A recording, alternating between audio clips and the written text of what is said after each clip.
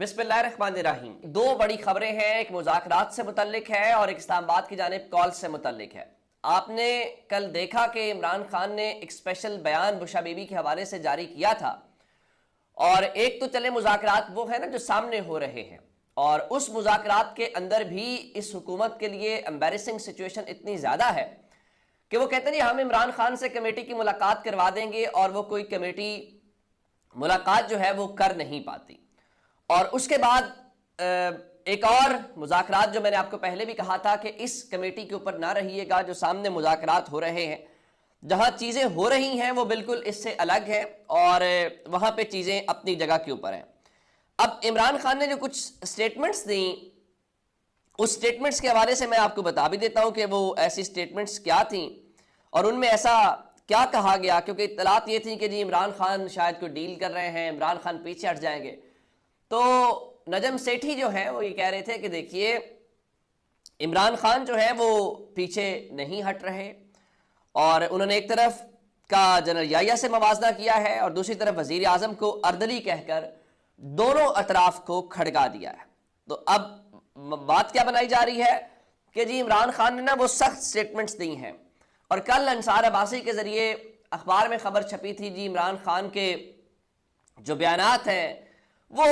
उसकी वजह से मुज़ाकरात पे गहरे बादल और मशकूक और सवालिया निशान, इस किस्म की बातें हैं। तो अब इस हवाले से सूरत हाल ये है कि जो असल मुज़ाकरात हो रहे थे, यहाँ असल चीज़ें हो रही थी, जिसमें बुशा बीबी इन्वॉल्व थी,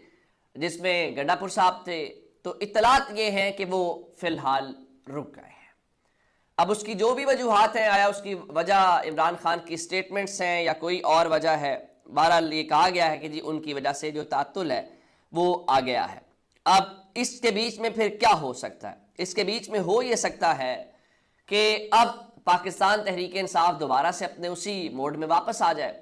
और वो मोड जाहिर है कि वो इस्लामाबाद आएंगे, एहतजाज करेंगे। अब आप कहते हैं कि जनाब देखिए वो बहुत सारे लोगों ने कहा इस बार अंधेरे में जो कुछ 26 नवंबर को हो गया है, अब तहरीक इंसाफ उसका नाम भी नहीं लेगी। उसको छोड़ के भी तहरीक इंसाफ, मेरा नहीं ख्याल वो जिस तरह से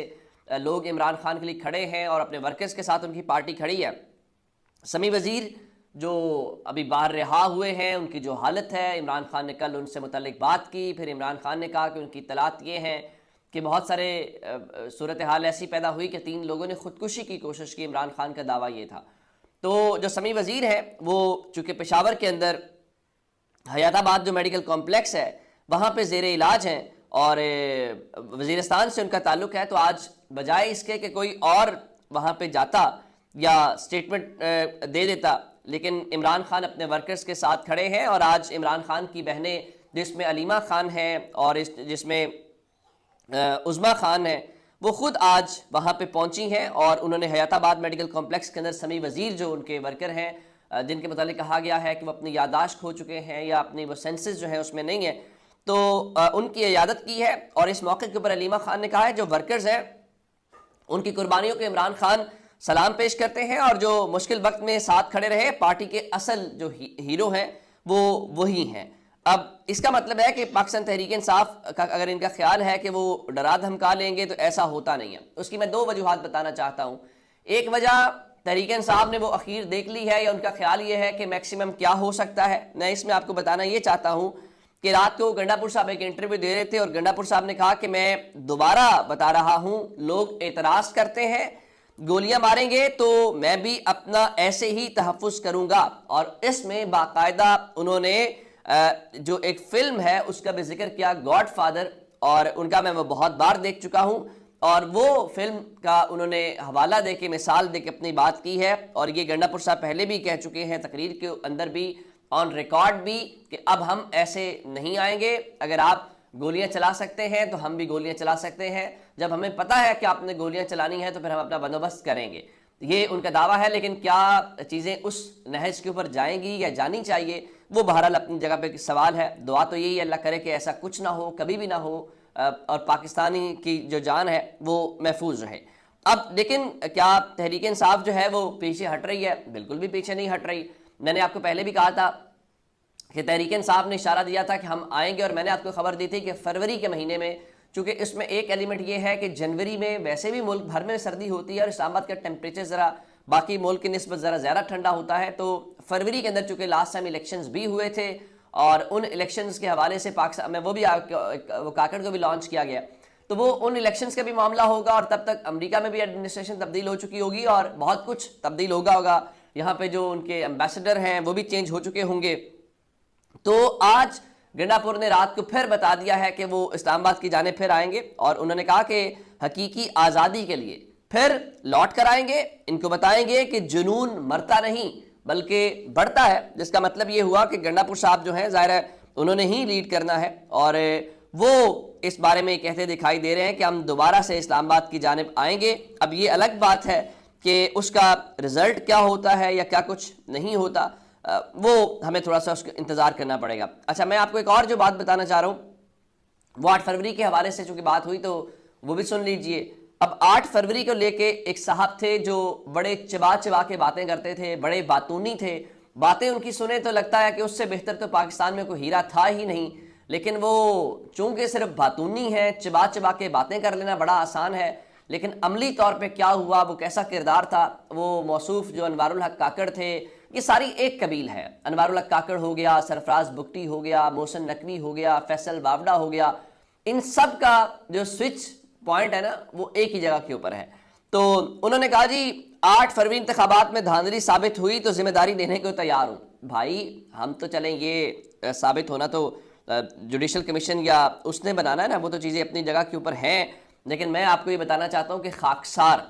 उस दिन ग्राउंड पे मौजूद था, सारा दिन कवर किया, नवाज शरीफ का हल्का, लाहौर के मुख्तलिफ हल्कों में आप सब लोग जानते हैं, और फिर इवन मैं काउंटिंग का प्रोसेस भी ऑब्जर्व कर रहा था एज ए मीडिया ऑब्जर्वर, तो मैंने वो भी देखा और हमें पता है कि वहाँ रिजल्ट क्या था और उसके बाद जो फॉर्म तैयार हुए और फिर आरओ के कमरों में जो कुछ हुआ उसके भी कुछ हमें पता है। तो वो ना करें, अब पाकिस्तान के लोग इससे बहुत आगे चले गए। रही बात ये जुडिशल कमीशन वाली, तो इसके ऊपर हुकूमत से मुतालिक दावा कर रहे थे नजम सेठी कि इमरान खान ने जो ज़ाहिरी मुज़ाकरात हैं उसमें भी जुडिशल कमीशन की बात करके इस हुकूमत को फंसा दिया है, और अगर हुकूमत इनकार करती है तो इससे वाज़ेह हो जाएगा कि हुकूमत गिल्टी है या इसमें मुलव्वस है, तो ये वाला बयानिया तो ख़त्म हो जाएगा ना कि कुछ हुआ ही नहीं है, नंबर 1। नंबर 2, अगर हुकूमत ये कमीशन बना देती है और तो तहरीक इंसाफ किसी ऐसी कमीशन के ऊपर तो एग्रीड नहीं होगी ना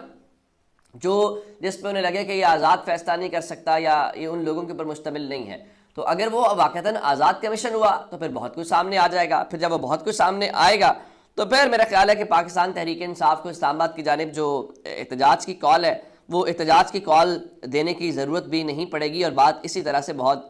हो जाएगी। अच्छा, एक खबर आज लाहौर हाई कोर्ट से है। आप जानते हैं कि लाहौर में इमरान खान के खिलाफ 9 मई से मुतल्लिका 12 मुकदमात थे और उन 12 मुकदमात में से कुछ में ज़मानतें जो हैं वो खारिज कर दी गई थी, 4 में इमरान खान की ज़मानतें हुई थी और जो ज़मानतें खारिज हुई थी वो भी सबको पता था कि उसके पीछे